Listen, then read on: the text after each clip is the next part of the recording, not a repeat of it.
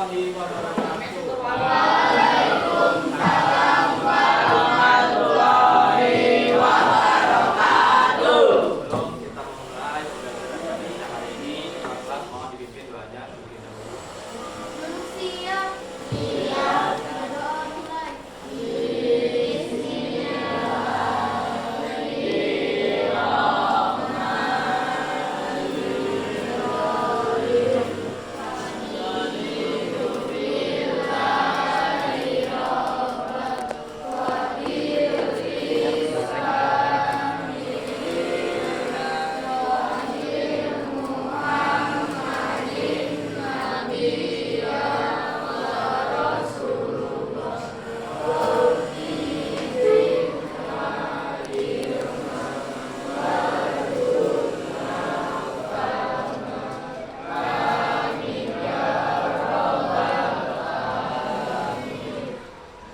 Oke.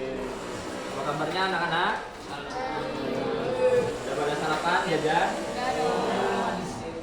Absen bentar ya. Aila Izatun Nisa, Ajeng Khairun Nisa, Akmal Andani, Bayu Sukma, Bima Wahyu Hidayah, Bone Fantura, Cherry, Desran, Diana, Dia. Ayo dibuka bukunya halaman 207. Kemarin kita sudah belajar tentang materi rusak dalam sholat dan zakat. Sebelum kita masuk kemarin materi dari zakat, rusak dalam zakat. Ada yang masih ingat keringanan dalam zakat? Yang pertama ada, angkat tangan. Yang bisa masih ingat kemarin rusak dalam zakat? Masih ingat kan? Rusak dalam zakat. Masih ingat? Oke, jadi kemarin materi rusak atau keringanan dalam zakat yang pertama, zakat bisa dibayarkan dengan uang. Yang kedua, ya, iya kan? Zakat bisa dibayarkan dengan uang ataupun bisa digantikan dengan membayar beras. Berasnya berapa jumlahnya kemarin? Oke, 2,5 kilo. Yang kedua, zakat bisa diwakil. Nah, yang ketiga, zakat itu dapat membantu orang fakir. Nah, lanjut, kita hari ini akan belajar tentang rusak dalam ibadah. Ibadah haji rukunnya berapa? 4 atau 5? Coba sebutin rukun Islam. Bareng-bareng, 1, 2, 3.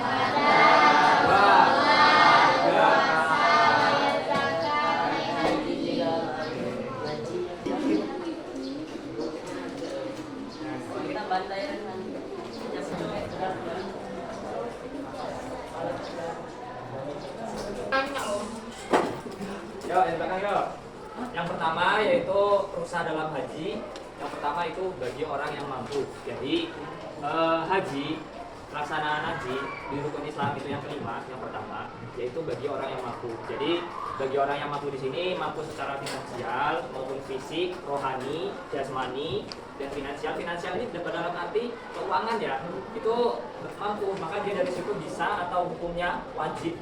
Bukan mubah, bukan sunnah, dan bukan haram. Hukumnya wajib bagi orang yang mampu dan berakal.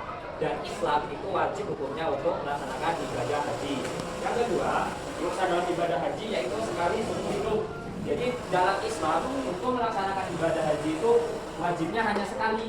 Namun bagi orang yang mampu atau bagi orang yang mempunyai biaya yang lebih dan dia memiliki niat untuk 2 kali atau 3 kali atau 4 kali untuk melaksanakan ibadah haji, maka dia itu diperbolehkan. Namun dalam Islam itu hukum melaksanakan ibadah haji itu hanya sekali dalam seumur hidup.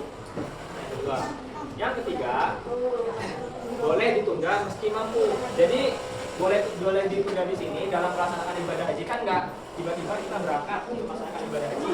Biasanya kita ibadah haji itu diatur oleh Kemenak atau dalam Indonesia itu Kementerian Agama, diatur waktunya, diatur bulannya, harinya, rombongannya siapa. Nah, boleh ditukar 50 di sini. Semisal contoh, orang tua kita akan berangkat pada tanggal 10 Mei 2025 untuk melaksanakan ibadah haji startnya dari Jakarta. Nah, kok tiba-tiba tanggal 10 Mei itu orang tua kita ada acara atau ada kegiatan atau ada urusan yang sangat penting. Nah, yang mengakibatkan tidak bisa berangkat di jadwal yang sudah ditentukan. Maka dari situ usaha dalam haji ini kita boleh ditunda waktunya. Jadi kita tidak berangkat pada waktu tersebut yang sudah ditentukan oleh Kemenak atau Kementerian Agama ya yang mengatur tentang ibadah haji di Indonesia.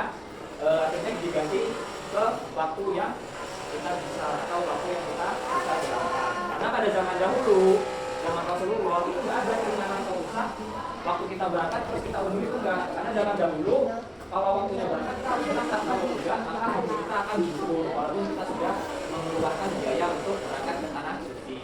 Nah, yang keempat yaitu tamatu qiran ataupun ifrad.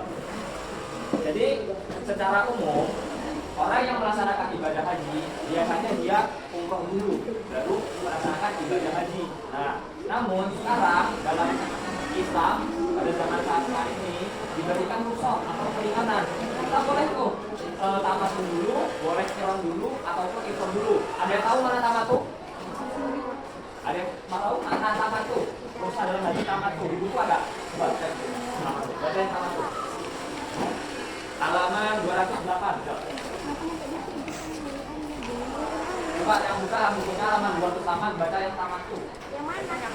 Tamatu 208. Tiga. Yaitu umroh dikerjakan terlebih dahulu kemudian haji.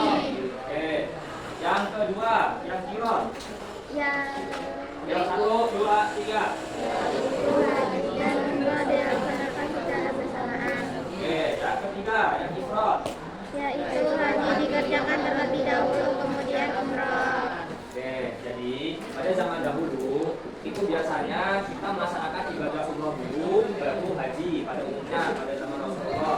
Namun sekarang di zaman sekarang diberikan keringanan atau rukhsah. Kita boleh tamatu dulu, kita boleh berumroh dulu baru haji.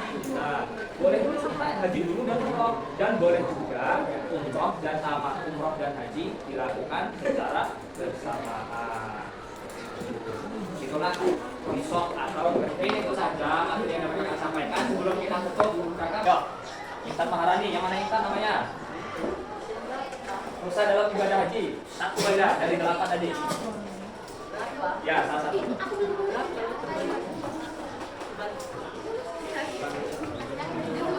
Iya, yang tadi kakak jelaskan di sana ya.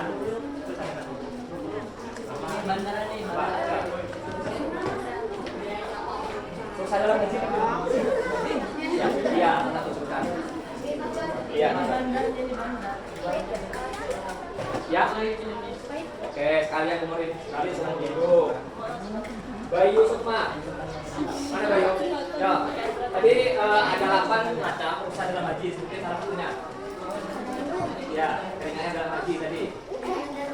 Ya, yang aman tadi kakak sebutkan lagi tadi. Gak tahu, gak dengerin tak? Hah? Ya, coba yang lain. Yang belakang. Pojok. Pojok. Rukhsah dalam haji tadi kan kakak jelasin ada 8 poin. Sebutin salah satunya. Ayo, ya yang belakang. Tadi yang ada 8 tadi. Yang? Yang ketiga. Oh ya, boleh ya. Yang ketiga. Boleh meski mampu. Oke, yang keempat. Termasuk qiran atau ifrad. Oke, yang kelima. Boleh dikerjakan orang lain. Oke, yang keenam. Pembayaran yang boleh diganti dengan sah. Yang ketujuh. Boleh bermalam di Mina. Oke, yang ke-8. Ibadah haji setara dalam melaksanakan ibadah haji. Oke, haji ibadah bagi orang yang nggak mampu dan ingin melaksanakan pahala sebesar ibadah haji ya harus tadi istiqomah. Nah, yang kedua adalah oke. Jadi mungkin